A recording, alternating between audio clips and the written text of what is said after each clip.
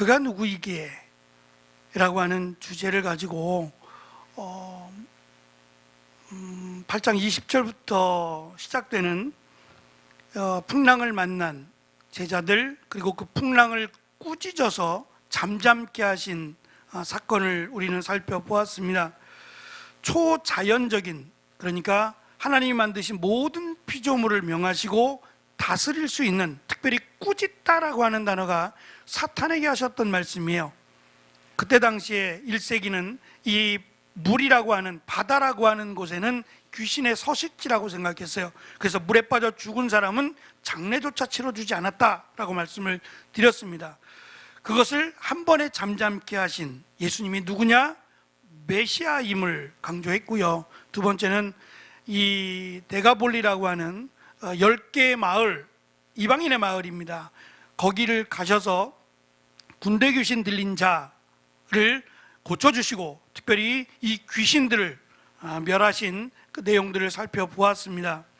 세 번째로 그가 누구이기에? 라고 하는 말씀은 혈루증에 걸린 여인이었어요. 12년 동안 피가 멈추지 않은 여인, 부인병에 걸렸던 여인이 예수님의 옷에 난 실밥이라고 제가 말씀을 드렸어요. 그 실밥을 잡기만 하면 나는 고침을 받는다 라고 여인이 다짐을 하고 예수님의 뒤에 와서 예수님의 실밥, 그 삐져나온 실밥을 잡았더니 병이 고침을 받았어요. 근데 예수님은 고침을 받았다라고 말씀하지 않고 이 여인에게 내 믿음이 너를 구원했다 그랬어요. 구원을 주시는 예수님은 누구신가라는 거예요. 우리에게 구원이라는 것을 주실 수 있는 이 예수님은 누구인가? 그 답을 내리라는 거죠. 오늘은 마지막입니다. 결론적인 말씀이에요. 그런데 지난 시간에 나누었던 혈루증 걸린 여인이 12년이라고 하는, 10이라고 하는 숫자가 나왔고, 오늘 야이로의 딸입니다. 회당장 야이로의 딸이 12살이에요. 같은 10이라고 하는 공통점과 또 야이로의 딸이라고 하는 신분과 예수님께서 이 혈루증 걸린 여인에게 딸아라고 말씀하신 이 딸이라고 하는 부분, 그리고 특별히 50절을 잠깐 보시면 죽었어요. 이 여인과 이야기하면서, 혈루증 걸린 여인과 이야기하면서 그 사이에 야이로의 딸이 죽어버렸어요. 그래서 집에서 이 회당장에게 와서 더 이상 선생님을 괴롭게 하지 마십시오. 당신의 딸이 죽었습니다라고 하는 비보를 알립니다. 그런데 예수님께서 이상한 말씀을 하세요. 죽지 않았다는 거죠. 함께 가자는 거예요. 내 딸이 살아날 수 있다는 거예요. 믿기만 하면 살아날 수 있다라고 말씀해야 되는데 그렇게 말씀하지 않아요. 50절 다시 한번 보겠습니다. 같이 읽어볼게요. 시작. 예수께서 들으시고 가라사대 두려워 말고 믿기만 하라. 그리하면 딸이 구원을 얻으리라. 살아나리라 그래야 되잖아요. 지금 야이로가 원하는 것은 살아나는 거예요. 죽지 않는 걸 원하는 건데 죽었어요. 그런데 살아날 것이라고 말씀하지 않고 구원을 얻으리라고 말씀하신다는 거예요. 마치 혈루증에 걸렸던 여인이 예수님께서 예수님 옷에 삐져나온 실밥을 잡고 고침을 받았어요. 다른 사람의 눈에는 고침을 받은 거예요. 근데 예수님은 이 여인이 예수님의 실밥을 잡고자 했던, 예수님의 실밥을 잡기만 하면 고침을 받을 수 있다. 왜냐? 예수님이 메시아이기 때문이다 라고 하는 그 믿음 때문에 예수님께서는 이 여인에게 딸아, 내 믿음이 너를 구원했다고 말씀하셨어요. 죽었어요. 야이로의 딸이 분명히 죽었어요. 그런데 예수님은 야이로에게 말씀하십니다. 내가 믿기만 하면 딸이 구원을 얻으리라고 말씀하는 거예요. 그러니까 지금 두 번에 걸쳐서 딸이라고 하는 단어와 구원을 얻으리라, 구원을 얻었다라고 하는 이 중요한 단어들을 통해서 결론을 내리는 겁니다. 과연 예수님, 그가 누구냐? 그를 믿으면 구원을 얻는다라고 하는 말씀으로 결론을 내리고 있어요. 회당장이라고 하는 것은, 회당은 유대인 장정, 유대인입니다. 유대인이고 유대인 남자, 부정하지 않은 죄인이라고 여겨지지 않는 일반 남자들 10명만 있으면, 정확하게는 12명입니다. 10명만 있으면 회당을 만들 수 있어요. 그런데 이 회당은 우리 앞에 있는 7장의 사건에서 백부장이 있었죠. 이 백부장이 이 사랑하는 종이 병들었을 때 이 종을 고쳐달라고 예수님께 왔어요. 근데 특별한 것은 이 백부장이 하는 말이에요. 나도 군인이고 상관이에요. 백부장이라고 하는 직업 군인이라 수하에게 와라 그러면 수하는 오고, 가라 하면 수하는 갑니다. 그러니 예수님이 말씀만 하시면, 낫다라고 말씀만 하시면 종이 나을 것이라고 하는, 그 예수님께서 이만한 믿음을 만나본 적이 없다라고 칭찬하셨어요. 그 백부장이 회당을 만들어줬어요. 그 장로들이 와서 이 백부장은 좀 도와주셔야겠습니다, 우리에게 너무 잘합니다, 그리고 우리에게 회당도 지어줬습니다 라고 칭찬을 아끼지 않았어요. 그 회당일 거예요. 백부장이 자신의 재산을 털어서 회당을 만들어 주었고요. 우리가 이 사진에서 보았던 회당은 참 컸어요. 고고학적으로는 이 회당이 4세기 정도에 지어질 것이라 그러는데, 그거는 정확하게 알 수 없어요. 벌써 몇 천 년 전인데 그걸 정확하게 재기는 어렵죠. 만약에 이 회당이 그 백부장이 지었다는 회당이라면 상당히 커요. 아마 회당 가운데 가장 큰 회당이 될 수도 있어요. 그리고 그 회당의 장이 지금 야이로운 거예요. 근데 정작 백부장의 믿음에 비해서 회당장의 믿음은 형편없어요. 왜냐하면 이 회당장이 말합니다. 예수님께 간구하여, 예수님 발에 엎드려 간구하여라고 말을 해요. 그런데 이 간구하여라고 번역된 이 단어가 8장 31절에 나와요.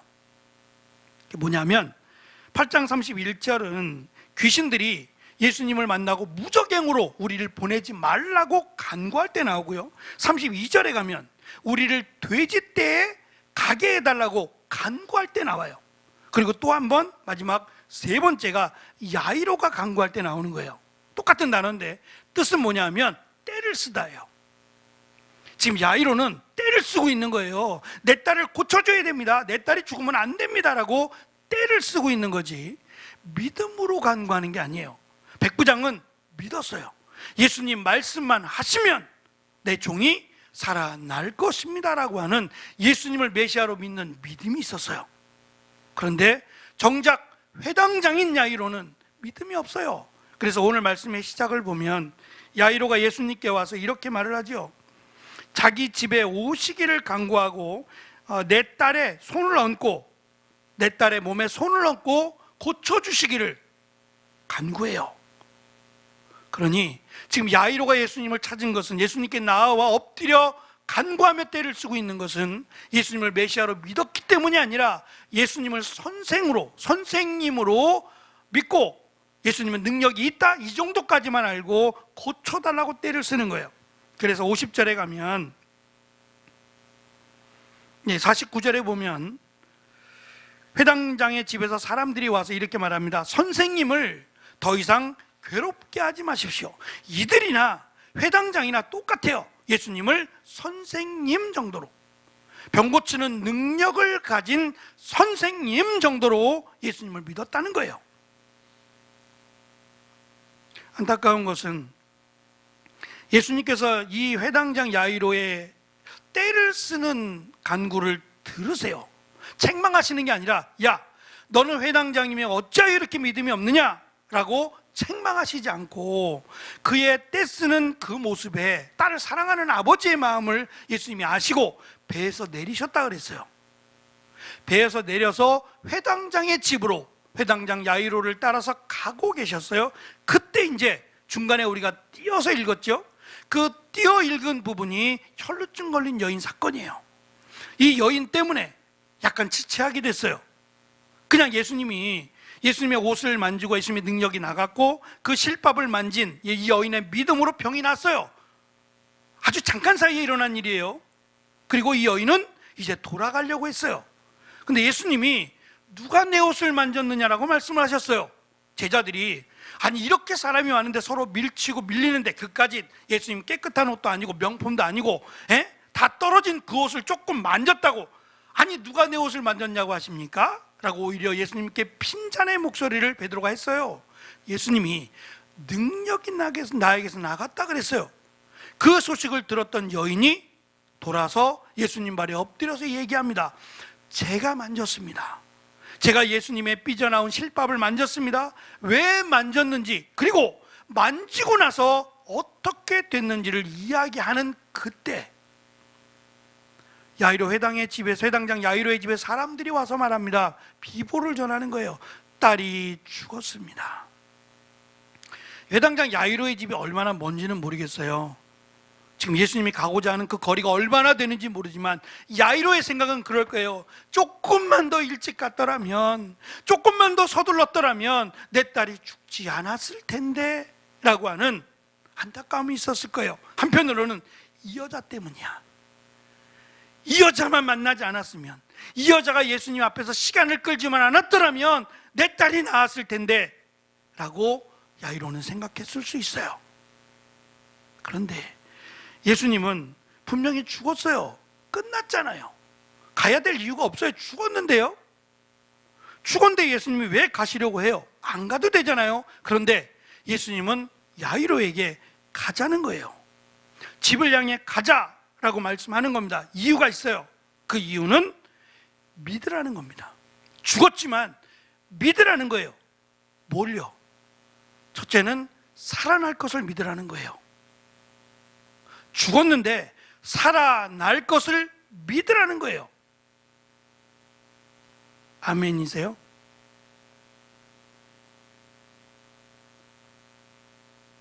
아멘 안 하세요?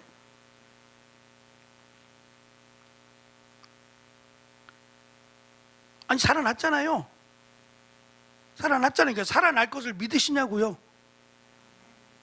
억지로 아멘 쉽지 않지요.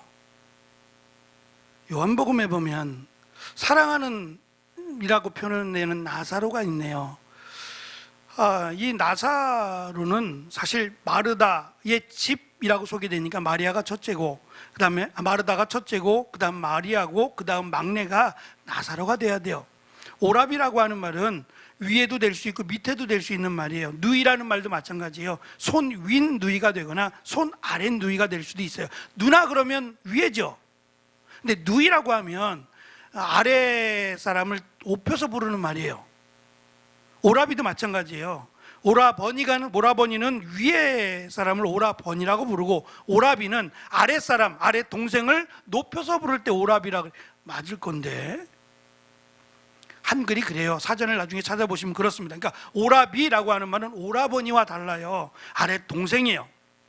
어쨌든 나사로가 죽게 됐다는 것을 예수님 빨리 오셔서 고쳐달라고 사람을 보내서 예수님 빨리 오세요. 멀지 않아요. 지금 예수님이 계신 곳에서 반나절이면 갈 수 있어요. 근데 예수님이 안 가세요. 그 소식을 듣고 안 가세요. 얼마나 안 가느냐? 4일을 안 가요. 바쁘냐? 안 바쁘세요. 바쁘신 게 아무것도 없는데 예수님 말씀은 일부러 안 갔다 그랬어요. 죽고 완전히 죽어서, 오늘 말씀에도 보면 영이 돌아와서 이렇게 돼 있거든요. 영이 완전히 떠나가는 시간을 그때 4일을 봤어요. 3일 동안은 사람이 죽어도 그 영혼이 그 시신을 맴돈다고 여겼대요. 우리도 그래서 3일장을 하나? 혹시 3일 동안에는 다시 살아날 수 있다라고 하는 희망을 갖나요? 관련이 없진 않을 겁니다. 예수님은 의도적으로 4일째 되는 날 가셨어요. 완전히 죽어서 그의 영혼도 떠나갔다라고 여겼던 때에 예수님이 의도적으로 가셨어요. 그런데 예수님이 마르다를 만났을 때 마르다가 그러죠. 예수님 조금만 일찍 오시지, 그러면 내 동생이 살아났을 텐데요 라고 울며 이야기할 때 예수님이 이렇게 말씀하시죠. 나사로가 죽은 것이 아니라 잔다고 말해요. 근데 그것을 믿지 않아요. 믿지 못합니다. 예수님이 이렇게 말씀하세요. 나를 믿는 자는 죽어도 살겠고 살아서 나를 믿는 자는 영원히 죽지 아니하리라. 이것을 내가 믿느냐? 아멘이라고 말을 못해요. 그런 적이 한 번도 없으니까요. 죽으면 끝난 거예요. 죽으면 끝난 겁니다. 근데 예수님에게는, 하나님에게는 죽음이 끝이 아니에요. 잘 기억하세요. 우리에게 죽음은 시작입니다. 영원한 것의 시작이에요. 그 영원히 지옥으로 영원히 가느냐, 천국으로 영원히 가느냐가 결정이 된단 말이에요. 그러니까 죽기 전에 믿어야 돼요. 죽기 전에 믿어야 영원한 천국을 가는 거예요. 이게 믿지는 장사가 아니라니까요. 절대로. 그냥 믿으면 좋겠어요. 이렇게 믿는 게 힘들까요? 그렇죠. 10년, 20년, 30년, 40년이 걸릴 수도 있고 안 믿을 수도 있으니 얼마나 안타까워요. 야이로는 믿을 수가 없어요. 오늘 말씀에도 보면 맨 마지막 절, 아쉬워요. 맨 마지막 끝절을 보시면 이렇게 기록하죠. 부모가 놀라는지라. 이게 끝이에요. 놀라서 될 일이 아니잖아요. 믿어야 되는 거예요. 지금 딸이 살아나는 거로 만족할 게 아니라 딸이 구원을 받는 것에서 마침표가 찍혀야 되는 겁니다. 예수님께서 당시 1세기는요 주로 전문적으로 곡하는 사람들이 있어요. 전문적으로 곡하는 사람들, 돈을 받고 곡해주는 사람들이에요. 이분들이 세트인데요, 가난한 사람들 경우에도 2사람 정도의 피리 부는 사람들, 요즘은 카세트 틀어놓지만 예전엔 그런 게 없으니까 피리를 불면서 애곡하는 노래들을 불러 피리를 부는 거고, 또 한 사람은 곡하는 여자예요. 우리식의 곡은 그렇죠. 아이고 아이고 이렇게 곡하는 사람, 24시간 곡하는 사람이 있어요. 돈 받고 24시간 곡하는 사람, 24시간 피리를 부는 사람들이 있었어요. 3일 동안 그렇게 하는 거죠. 그러면 회당장이면 더 많은 인원이 있겠죠. 더 많은 사람들이 곡을 하고 더 많은 사람들이 악기를 동원해서 그 슬픔을 위로하는 거예요. 근데 예수님이 그들에게 말씀하십니다. 죽은 게 아니라고, 죽은 것이 아니라 잔다고 말입니다. 그랬더니 뭐라 그랬어요? 사람들이 비웃었더라 그랬어요. 죽은 거하고 자는 것도 구별 못하는 사람, 분명히 죽었어요. 몇 번을 확인했잖아요. 죽은 거와 산 것을 모르겠어요. 사람들이 죽었어요. 분명히 죽어서 지금 애통하고 슬퍼하는데 죽은 게 아니라 잔다고요? 사람들이 비웃었어요. 어리석고 멍청한 사람인 것처럼 예수님을 비난했단 말입니다. 그런데 6장 25절을 보면 예수님께서 이런 말씀하셨어요. 화 있을진저 너희 지금 배부른 자여 너희는 줄이리로다. 화 있을진저 너희 지금 웃는 자여 너희가 애통하며 울리로다 말입니다. 예수님의 말씀을 듣고 웃는 자들은 화가 있을 거예요. 살아날 거니까요. 예수님을 믿지 않는 자들, 비웃는 자들은 화가 있을 거예요. 지옥 갈 거기 때문이죠. 예수님은 죽은 소녀의 손을 잡고 일어나라 라고 말씀하셨어요. 그랬더니 죽었는데, 분명히 죽었는데 이 12살 된 소녀가 일어났어요. 그리고 예수님은 이 여인에게, 이 딸에게 먹을 것을 주라고 말씀하셨어요. 저는 이렇게 말씀하신 이유가 있다고 생각해요. 허상이 아니에요. 살아난 것은 살아난 것처럼 보인 게 아니라 살아났어요. 그래서 먹을 것을 주라고 하고 먹을 수 있었던 거고, 또 한 가지는 이 딸이, 이 12살 난 딸이 죽은 이유가 여러 가지가 있겠지만 못 먹는 거예요. 먹지 못하는 거예요. 먹지 못함으로 죽을 가능성이 있었어요. 어떠한 이유인지 모르지만 이 딸이 죽은 것은 먹지 못하는 것과 관련이 있을 거라는 거예요. 그런데 예수님은 이 딸을 일어나라고 말씀하시고 먹으라고 하니 먹게 된 거예요. 하나의 기적이 아닌 몇 가지의 기적이 동시에 일어났어요. 우리가 여기서 관심을 가져야 될 게 있어요. 의사인 누가가 설명하는 겁니다. 영이 돌아왔다는 거예요. 아주 특별한 말을 썼어요. 영이 돌아왔대요. 사람이 죽으면요, 우리의 영과 육은 분리됩니다. 육신은 썩어요. 그런데 영은 그 사람의 영이에요. 그 사람의 영혼입니다. 그 사람의 영혼은 죽지 않아요. 이건 세상이 안 가르쳐주는 거예요. 성경만이 가르쳐주는 겁니다. 하나님이 그렇게 만드신 거예요, 우리를. 우리에게는 짐승과 달라요. 짐승은 죽으면 영혼이 없어요.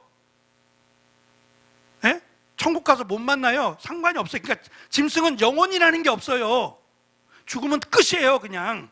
그런데 사람은 안 그래요. 사람은 하나님의 형상을 닮은, 사람은 안 그래요. 영혼이라는 게 있어요. 이 영혼이, 육신이 썩으면 육신은 끝났고 영혼은 남아요. 그 제가 이 영혼은 지금 어디 있느냐 궁금하시죠? 안 궁금하세요? 2000년 전, 3000년 전에 죽은 사람들이 영혼은 어디가 있어요, 지금? 그렇죠. 아이고, 감사해요. 가고 있다니까요. 가고 있는 거예요. 시간의 흐름 속에 들어가는 거예요. 그리고 예수님이 오시면 이제 끝났어요. 가는 것이 끝나고 둘 중으로 두 개로 나누어지죠.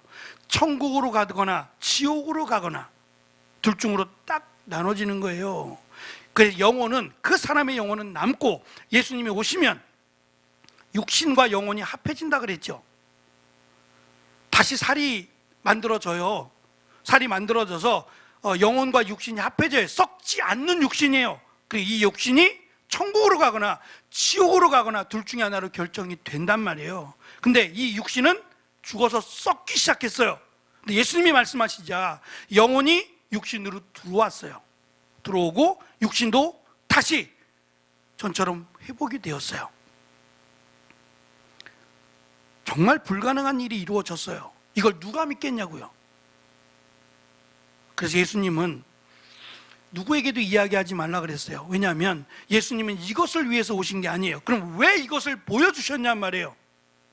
먼저는 예수님이 이렇게 될 것을 지금 이 누가복음에서 강조하는 거예요. 예수님도 죽지만 다시 살아날 것을 말씀하고 있고, 믿음이 없는 자들에게 이렇게까지 말씀하시는 거예요.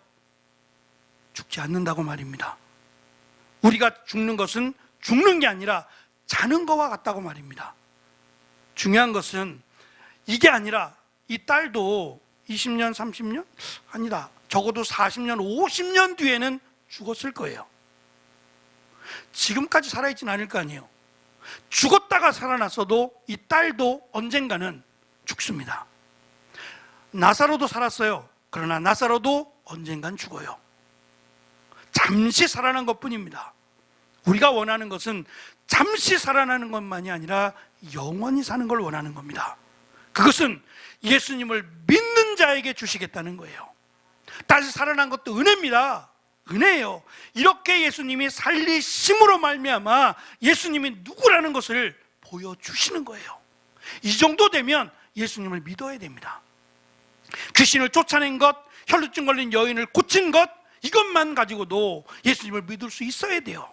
근데 믿지 못하는 이들에게 예수님은 죽은 자도 살릴 수 있는 오직 한 분이신 메시아다라는 것을 이 말씀을 통해서 보여주시는 겁니다. 그럼 당연히 믿어야죠. 근데 오늘 말씀 어디에도 야이로가 믿었다는 내용이 없어요. 남겨놓는 거예요. 거기까지는 야이로가 믿었다라고 말하지 않고 어떻게 됐는지는 여운을 남깁니다. 중요한 것은 예수님께서 딸을 고쳐주신 것을 고마워할 게 아니라 믿어야 된다는 거예요. 예수님 감사합니다, 감사합니다라고 구원을 받을 수 없어요. 믿어야 돼요. 예수님을 메시아로 우리를 구원하신 유일하신 하나님이심을 믿어야지 구원을 받아요. 이 일을 말하지 말라 말씀하신 것은 예수님께서 이 땅에 오신 목적이 병자를 고치기 위함이 아니라는 거예요. 병자를 고치셨어요. 나중에 나오지만 예수님이 옷자락만 만져도 병이 나았어요. 은혜를 베푸신 겁니다. 하지만 구원은 안 돼요. 구원은 안 돼요. 제가 진리의 찬양이 하나 있다 그랬죠.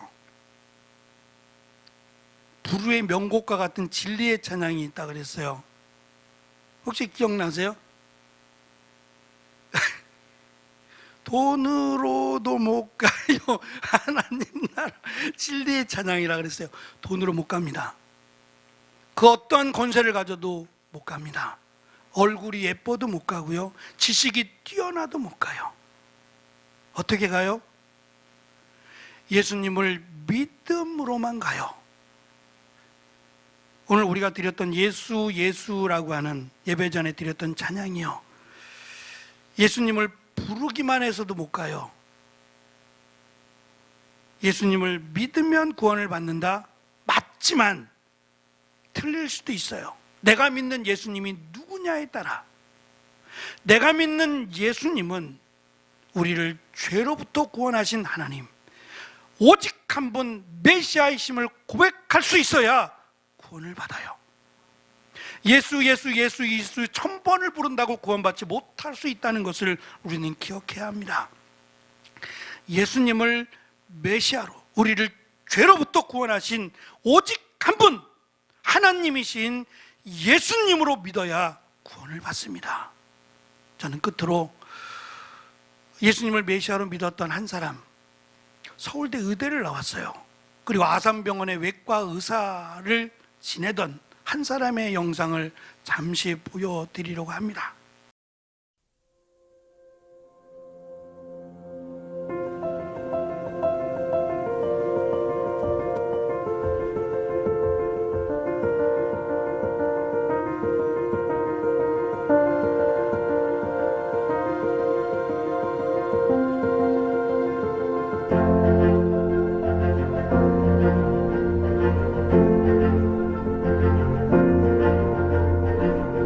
분명한 하나님 음성이 저에게 들린 게 너가 내가 원하는 곳에 갈 수 있겠느냐는 음성이었어요. 그렇게 대답을 했죠. 기도같이.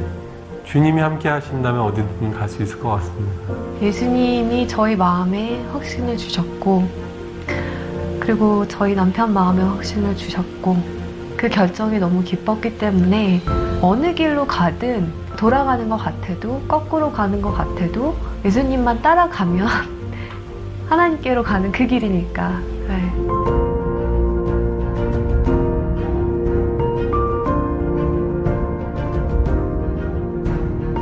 예수님이 떠나시고 나서 본인이 하셨던 일을 할 수 있는 제자들을 키우는 데 집중하셨던 것처럼 현지인 의사들과 직접 피부를 맞대고 그 사람들을 양육하고, 제가 한 가지 진료를 할 수 있지만 그 진료를 할 수 있게 1명, 2명, 3명을 키울 수 있다면 그것이 더 맞는 길이 아닌가라고 저는 생각을 하고 있고, 그렇게 지금도 확신하고 있어요.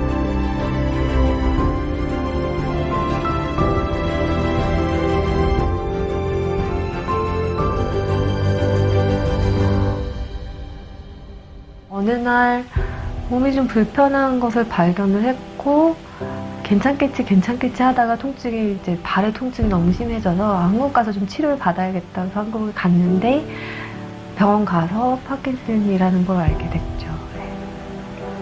앞으로 나는 어떻게 될까? 그리고 저희가 아이도 셋이나 있고 하다 보니까 이제 가장으로 어떻게 되나? 실질적인 고민들이 사실은 많이 됐죠. 근데 너무 그 생각하는 것 자체가 괴로운 거예요.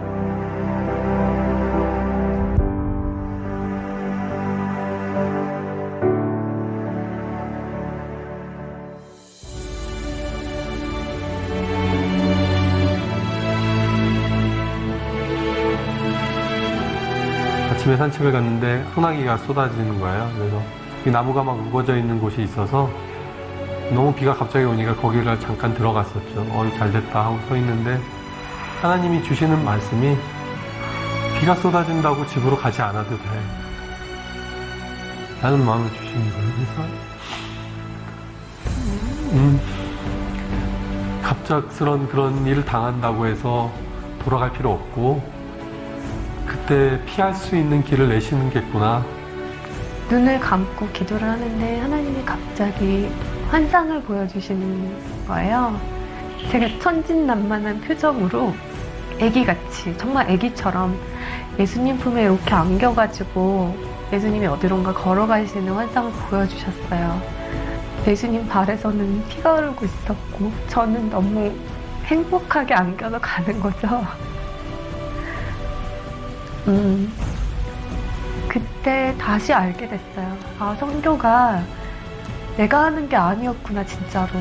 나는 그냥 예수님 품에 안겨있는 축복을 누리는 거고, 그 힘든 길을 가는 거는 예수님이 가시는 거구나. 어떨 때는 좀 심하다 싶을 정도로 또 몸이 잘 안 움직여질 때가 있어요. 그러면 저도 뭐 두려움이 확 몰려올 때도 있죠. 아, 이렇게 점점 더 몸이 굳어가는 거구나. 없는 것들, 세상에 천한 것들을 하나님이 더 기뻐 사용하시죠. 왜냐하면 하나님의 능력을 드러내시기가 더 편하니까. 저도 이제 하나님의 영광을 더 드러내기 편한 사람이 돼가는 거 아닌가 하는 생각이 들어요.